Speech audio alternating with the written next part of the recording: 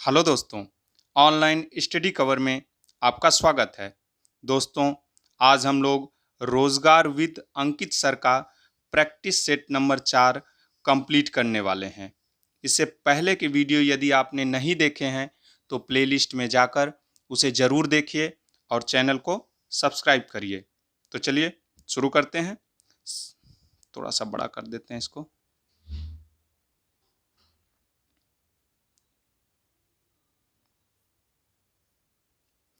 1775 से 1782 के प्रथम आंग्ल मराठा युद्ध का निम्नलिखित में से कौन सा एक परिणाम हुआ? तो ये इसमें क्या हुआ? ब्रिटिश युद्ध जीत गए थे। ठीक है। 1775 में ये शुरू हुआ था सूरत की संधि से। किससे? सूरत की संधि से शुरू हुआ और 1782 के साल बाई की संधि से समाप्त हुआ। ठीक है, आगे चलते हैं। 18वीं सदी में भारत में लड़े गए युद्धों का निम्नलिखित में से सही कालानुक्रम कौन सा था?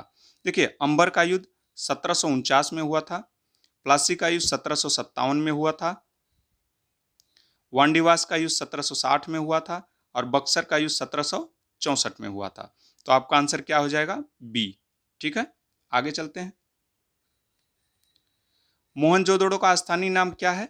मोहनजोदड़ो का स्थानीय नाम क्या है? तो मृतकों का टीला। क्या है? मृतकों का टीला। देखिए, मोहनजोदड़ो की खोज 1922 ईस्वी में राखाल दास बनर्जी ने की थी। किसने? राखाल दास बनर्जी ने। ठीक है, यह सिंधु नदी के तट पे है। सिंधु नदी के तट पे है। यहाँ से क्या क्या मिला है? यहाँ से कांच की नर्तकी की मूर्ति मिली है। नर्तकी की मूर्ति मिली है। ठीक है, यहां से पशुपति की मुहर मिली है। ठीक है, यहां से विशाल अन्नागार मिला है।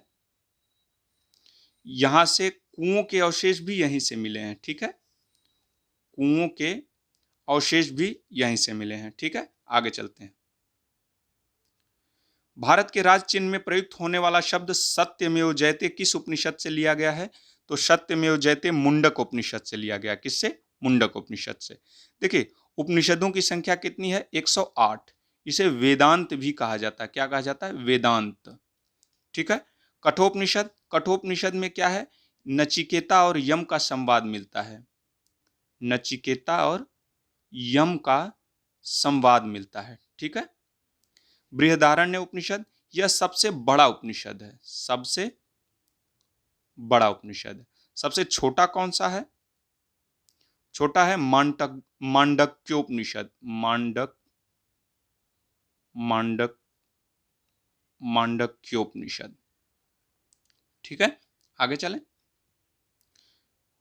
वास्को डिगामा कहाँ का रहने वाला था? तो वास्को डिगामा पुर्तगाल का रहने वाला था। यह 1498 ईस्वी में भारत में आया था।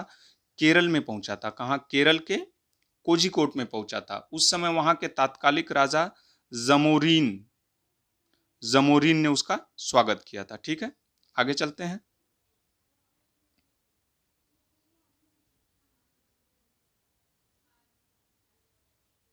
सूची 1 को सूची 2 से सुमेलित कीजिए। संस्था और संस्थापक। देखिए, अखिल भारतीय अस्पृश्यता निवारक 1932, ये महात्मा गांधी इसके संस्थापक थे। दलित वर्ग मिशन समाज 1906, बी.आर. शिंदे। बहुजन समाज 1910, मुकुंद राव पाटिल। दलित वर्ग कल्याण संस्थान 1924, बी.आर. अम्बेडकर। तो आपका आंसर क्या हो जाएगा? ए। ठीक है, आगे चलें। निम्नलिखित में से किस अधिनियम के तहत बिना मुकदमा और दोष सिद्धि के ही विधि न्यायालय ने, एक मिनट, थोड़ा सा बड़ा कर लेते हैं इसको।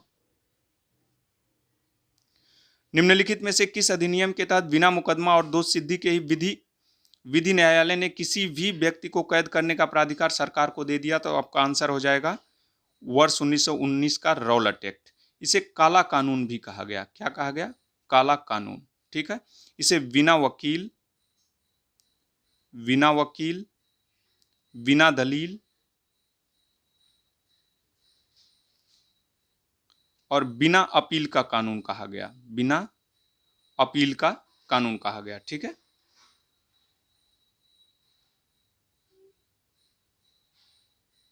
1935 के अधिनियम के तहत इसमें केंद्र में द्वैध शासन लगाया गया। केंद्र में द्वैध शासन लगाया गया और प्रांतों से द्वैध शासन खत्म कर दिया गया। 1919 में क्या हुआ, प्रांतों में द्वैध शासन लगाया गया। ठीक है, प्रांतों में द्वैध शासन लगाया गया। और 1935 में क्या हुआ, केंद्र में द्वैध शासन लगाकर प्रांतों में द्वैध शासन खत्म किया गया। 1909 इसे मार्ले मिंटो सुधार कहा गया। क्या कहा गया, मार्ले मिंटो सुधार, मार्ले मिंटो सुधार। ठीक है, यह सांप्रदायिक निर्वाचन प्रणाली से संबंधित था। किसे, सांप्रदायिक निर्वाचन प्रणाली से। ठीक है, आगे चलते हैं। भारत में पहला समाचार पत्र किसने शुरू किया था, तो जेम्स हिक्की ने। किसने, जेम्स हिक्की ने। कब, 1780 में इसने पहला समाचार पत्र भारत में शुरू किया। पहला समाचार पत्र कौन सा था, तो द बंगाल गजट।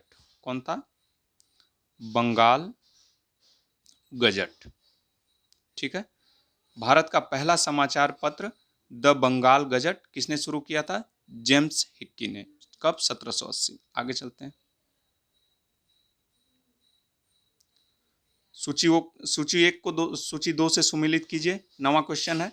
तो देखिए, history of the freedom movement in India, ये ताराचंद ने लिखा था। ठीक है, ताराचंद ने लिखा था। और history of the freedom movement in Bihar, ये के दत्ता ने लिखा था। तो 1, 4। प्रोसेप्ट्स ऑफ जीसस, ये राजा राममोहन राय ने लिखा था। और इंडियन मुसलमान्स, डब्ल्यू हंटर ने लिखा था। तो क्या हो जाएगा, 1, 4, 3, 2। 1, 4, 3, 2, तो आपका आंसर क्या हो जाएगा, ए। आगे चलते हैं।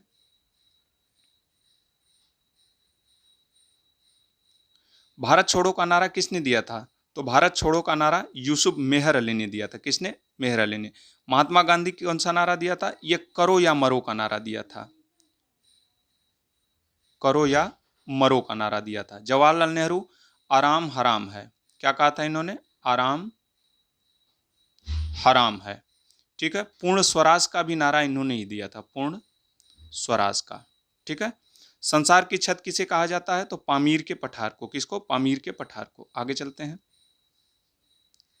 भारत का सुदूर पश्चिम बिंदु क्या है, देखिए, भारत का जो अक्षांशीय विस्तार है, भारत का अक्षांशीय विस्तार है 8 डिग्री 4 मिनट उत्तर से लेके 37 डिग्री 6 मिनट उत्तर तक, नॉर्थ तक। ठीक है, और देशांतरी विस्तार है 68 डिग्री 7 मिनट पूर्व से लेकर के 97 डिग्री 25 मिनट पूर्व तक।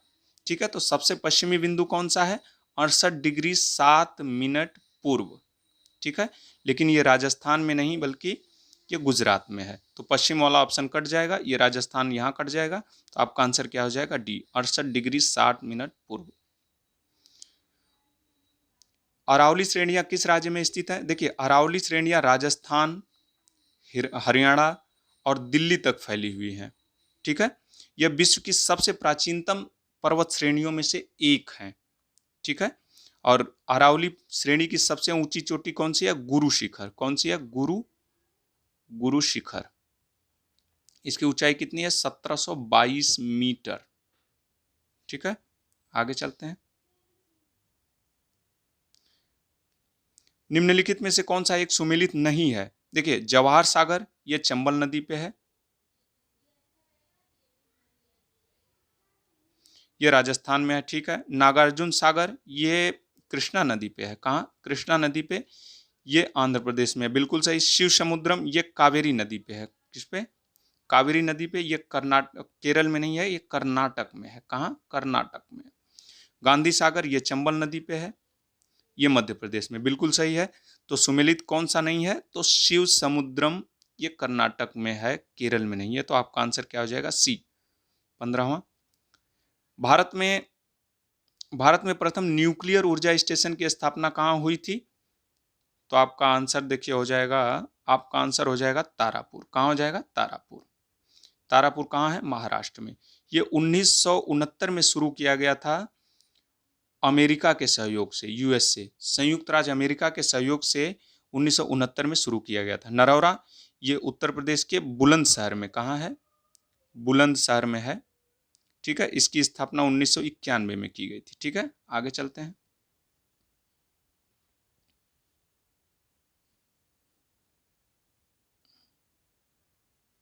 सोलहवां का हो जाएगा, देखिए पहली योजना किससे संबंधित है, तो ये सामुदायिक विकास प्लस कृषि से संबंधित था। किससे? कृषि से। ठीक है, द्वितीय तीव्र औद्योगिकरण से संबंधित था। तृतीय तृतीय पंचवार्षिक योजना किससे संबंधित थी, तो ये आधारभूत उद्योगों का प्रसार से संबंधित था। ठीक है, चतुर्थ किससे थी, तो चतुर्थ थी आपकी चतुर्थ पंचवर्षीय योजना, ये स्वावलंबन की प्राप्ति एवं स्थिरता के साथ विकास से संबंधित था। ठीक है, पंचम न्यूनतम आवश्यकता कार्यक्रम से संबंधित था। ठीक है, तो आपका आंसर क्या हो जाएगा, डी। क्या हो जाएगा, डी। आगे चलें।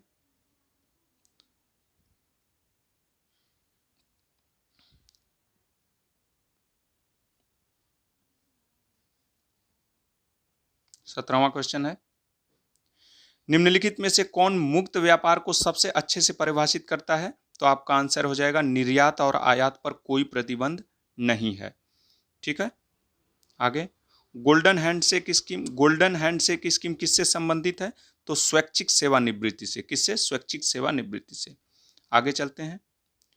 वर्ल्ड डेवलपमेंट रिपोर्ट किसका वार्षिक प्रकाशन है, मतलब वर्ल्ड डेवलपमेंट रिपोर्ट कौन प्रकाशित करता है, तो ये IBRDA। देखिए इसका फुल फॉर्म क्या है, international bank for reconstruction and development. क्या है? International bank for reconstruction and development. ये विश्व बैंक का दूसरा नाम है। क्या है? विश्व बैंक का दूसरा नाम है। विश्व बैंक की स्थापना कब हुई थी? 1944 में। मुख्यालय इसका क्या है? Washington DC. वाशिंगटन डीसी में इसका मुख्यालय है। आगे चलें।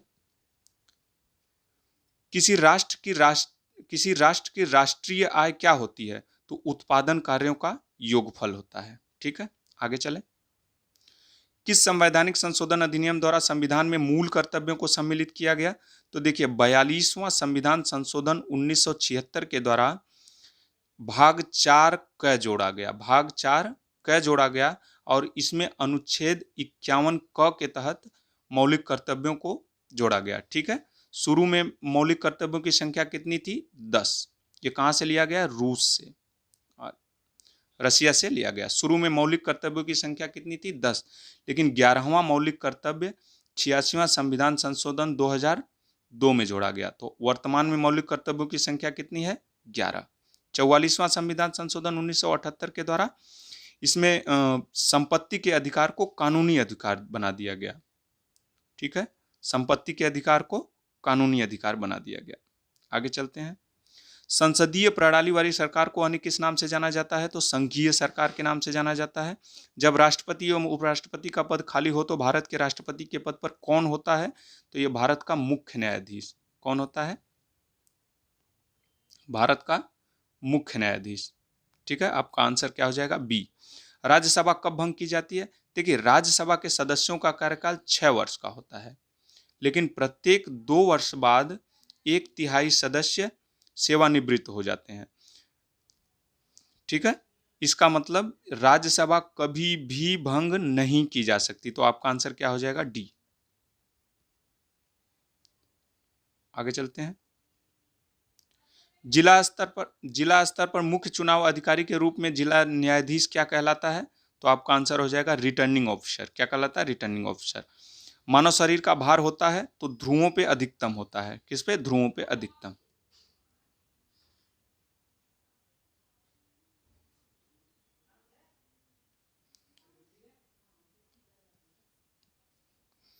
एक समतल दर्पण की वक्रता त्रिज्या कैसी होती है? एक समतल दर्पण की वक्रता त्रिज्या होती है तो अनंत होती है। कैसी? अनंत होती है। सामान्यतः गुब्बारे में कौन सी गैस भरी जाती है, तो हीलियम। कौन सी? हीलियम। आगे चलते हैं। निम्नलिखित में से कौन सा एक RDX का अन्य नाम है, तो साइक्लोनाइट। क्या होता है? साइक्लोनाइट। ठीक है, आगे चलते हैं।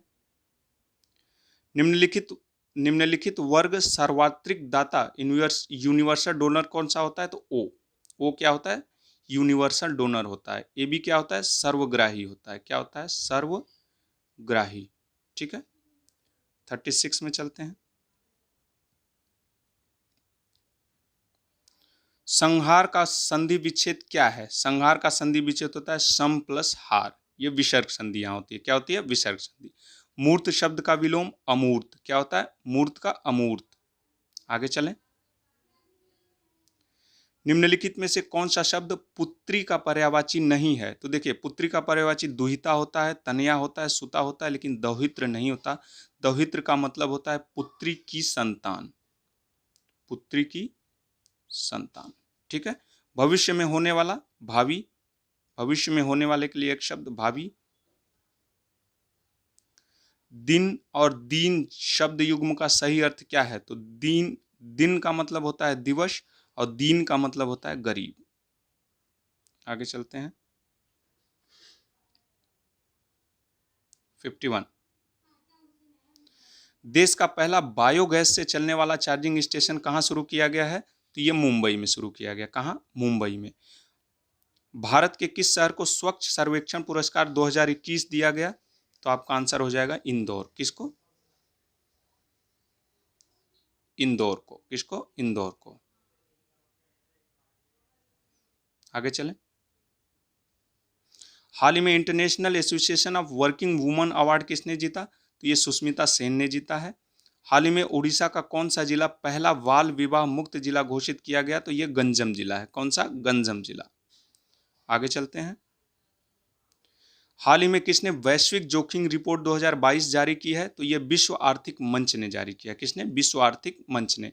हाल ही में इंडिया ग्लोबल फोरम ऑफ वार्षिक हाल ही में इंडिया ग्लोबल फोरम का वार्षिक शिखर सम्मेलन कहाँ आयोजित किया गया? तो ये बेंगलुरु में आयोजित किया गया। कहाँ? बेंगलुरु में। आगे।